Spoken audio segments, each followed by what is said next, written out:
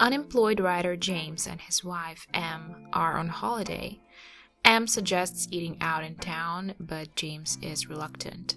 However, later that day he meets Gabi, who happens to have read and loved his book. And surprised James accepts her invitation to have dinner with her and their spouses at a Chinese restaurant. At dinner, a casual conversation reveals some tension between James and Em. Turns out that James has only published one book and hasn't been writing a lot since. He's shy to tell the truth to this young woman who seemed to have liked his work, and he doesn't want to go into detail about it. Suddenly, Em feels the need to explain. Just he hasn't been writing. Starting to think it might be lack of talent. Says James, knowing perfectly well that after this remark, he'll probably be persuaded and maybe even showered with compliments, because that's a polite thing to say when you meet someone new. Came here looking for inspiration. To a resort. It's quite pathetic. James probably uses this self-diminishing tactic a lot. It's self-defense and also a way to feel better about himself. He's fishing for compliments and it's obvious to everyone. But he doesn't care at this point, he just wants to hear praise, even if he has to ask for it. His career is non-existent, he doesn't have a job. Days, months, years of his life pass by and he doesn't accomplish anything, and even his wife has lost interest in him. Hey, come here. Don't forget breakfast. I don't want to miss the buffet. You said you were hungry. Now she uses every stupid excuse she can come up with to avoid his touch. What do you do for money then? Em answers for him again. You married rich. And a phrase like this could be funny in different circumstances.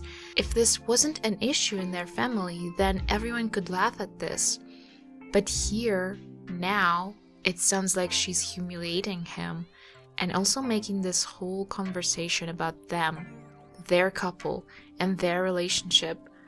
She may not even be realizing it in this moment, but she uses Gabi and Albon as an audience to have a fight with her husband, to once again send him the message of how pitiful he is in her eyes.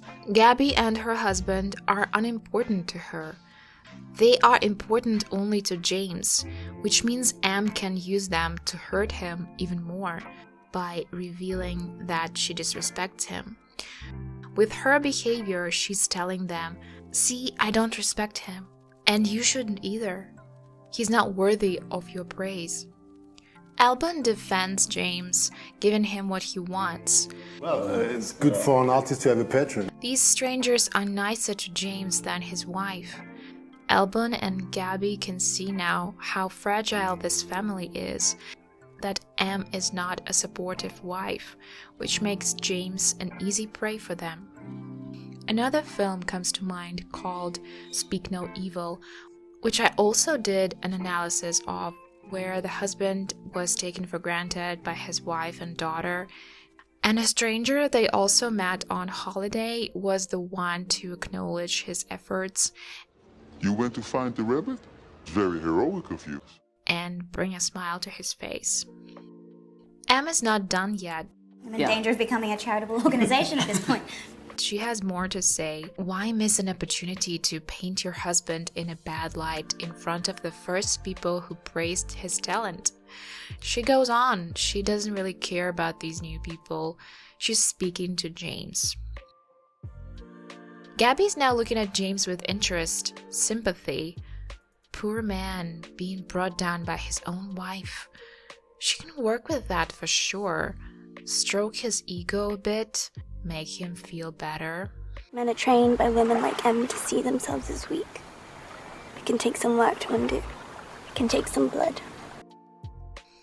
Em is reluctant to leave the resort and spend the day with the people they just met, but James persuades her. It's a poor country, have a high crime rate, and the guide says they target foreigners. His wife has a point, but James isn't thinking straight at the moment. He doesn't care about safety. He's so hungry for these new people's company. Had Am been a little bit more supportive and encouraging, he wouldn't have been so desperate. On some unconscious level, she prefers it this way. When he's not recognized, his work is not recognized. This way, she can continue bringing him down. Maybe she even thinks he doesn't deserve to have any admirers of his work. Why hasn't she divorced him yet then? Aren't 10 years enough to understand you don't love, respect, and value the person you're living side by side? Sometimes people enjoy their suffering because they don't know what they would do if the suffering suddenly ended. Albon tries to provoke Am to make her continue what she was doing the day before. I'll fry you with rosemary, and Am can eat your balls like a real marriage. She's so happy he brought this up, always ready to bring down her man. How do you know I haven't already? He tries to continue testing them to start again where they left off the day before at dinner. Why this guy, if you don't mind? He has no money. Why him? They are still not too sure about their couple. What if the wife was just in a bad mood the day before and said those things just to hurt him, and then they made up in their hotel room? That could happen, but Am's answer throws away their doubts. I don't know. I suppose it has to be daddy issues. She could have said, "Oh, I don't know why him. Love is love, blah blah blah," or "there's something special about him," or anything of that sort. But no, what she said was, I married the first broke writer to spill coffee on me.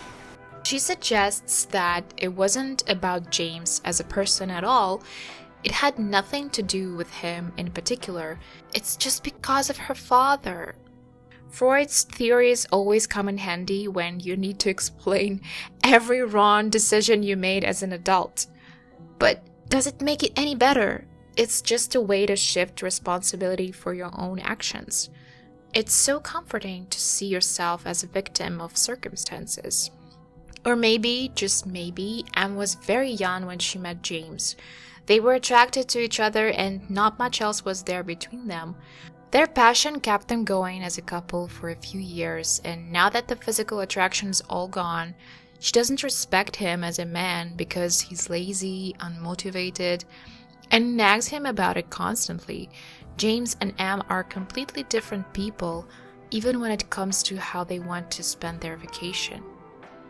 Even if Am's goal is to get at her husband, saying these things to strangers, especially to his so-called fans, is cruel. It's just mean, and wives should never do that. Never bring your man down in front of anyone, unless it's in a sarcastic way and you are with your close friends and they know it's all not true. No matter how mad you are at your husband or boyfriend, just don't do that. Don't use other people as audience for your performance. Don't act out your fight for other people to see. It's disrespectful of your partner, disrespectful of other people too. It's normal to have arguments, but they should only occur in private. It is difficult for a woman to be married to someone who's unemployed and is a struggling artist. Another video I did recently comes to mind, a film called Celeste and Jazz Forever. The situation is very similar, so you might want to check this video out. However, it isn't always impossible to work things out. I think Am probably tried to be encouraging and supportive of him in the past. Maybe nothing worked and he got too comfortable in this role of a struggling artist.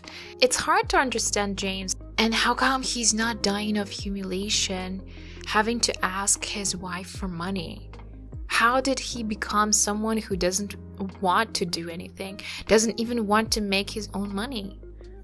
He must be feeling so disempowered at this moment, listening to his wife. What he certainly doesn't need is Am's constant scolding and bringing him down and humiliating him in front of other people. Staying married is a crime at this point. There's no love, no respect, no understanding, no intimacy. James gets drunk. What else is there to do for him? Almost done.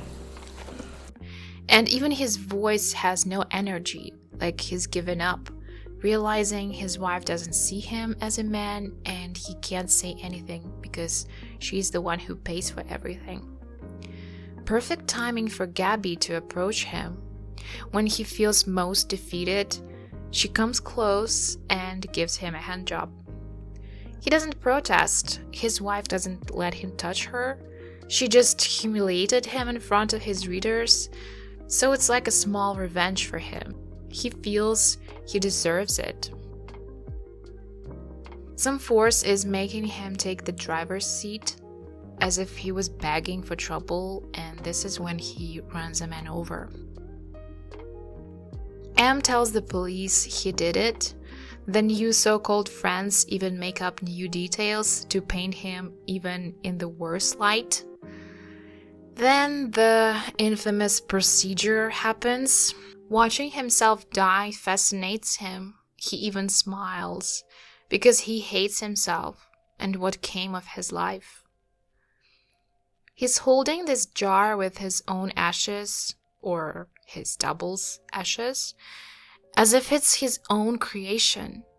So far, excluding his first novel, it's his only creation. It's precious to him. His wife wants to leave as soon as possible, but he pretends to have lost his passport. He doesn't want to go home, back to his old life. He just witnessed his own death, and it excited him, made him feel alive. It's really so disgusting that you could just sit there and watch it happen. What's wrong with you? You're right, Em. Something is not right with your husband, and you also had something to do with it. He doesn't know what he wants to do, but he knows what he doesn't want to do. He doesn't want to be with his wife anymore. But a coward like James will never break up as an adult. His only option is to lie and hide. When he realizes those are not his friends, he wants to leave but can't. They haven't had enough fun yet. What makes you think, James, someone would want to hang out with you?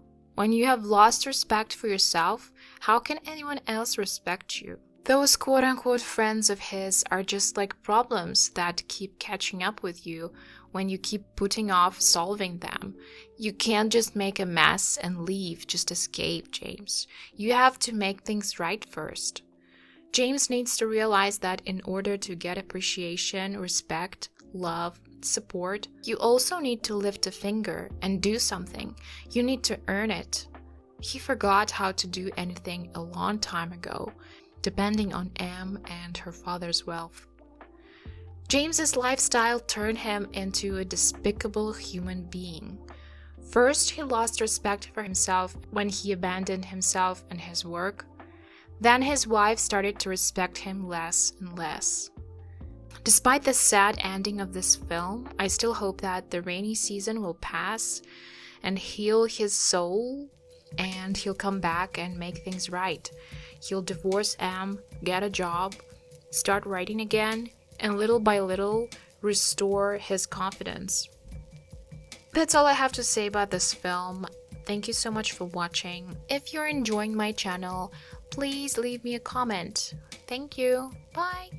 I loved your book. I thought it was brilliant. You're so vain, James, to actually believe that we read it.